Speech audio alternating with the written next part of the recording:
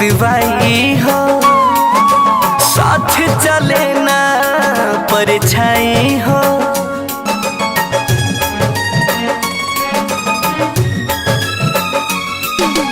कैलू काहे रुसवाई हो, साथ चले ना परछाई हो।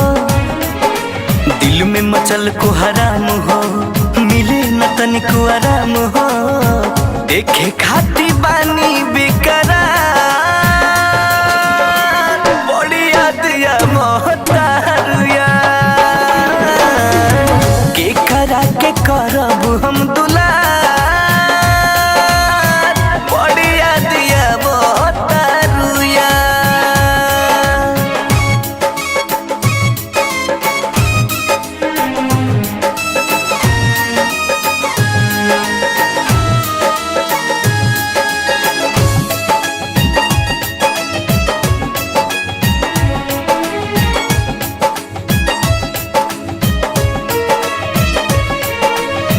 प्रीति के ना रीत बुझे फिर ई कवन हो।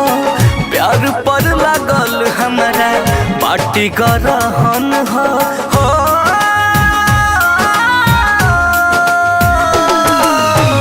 प्रीति के ना रीत बुझे फिर ई कवन हो। प्यार पर लागल हमारा बाटे गरहन हो। कवन कमी रहे चाह में, रखनी दिल के पनाह में।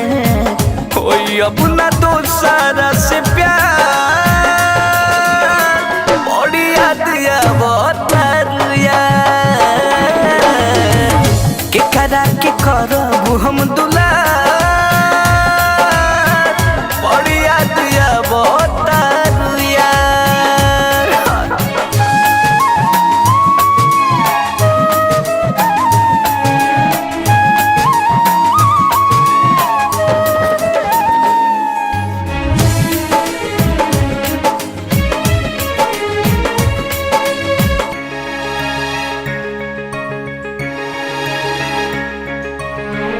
रहलू आकाशियम रित के पारान हो। छीन लेलू खुशी गम दे देलू जान हो।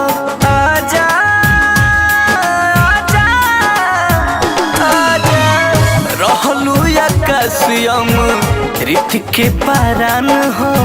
छीन लेलू खुशी गम दे देलू जान हो। देलू सनम सौगात हो, जगल बीते अब रात हो। टूट गइल सब कुछ हमार।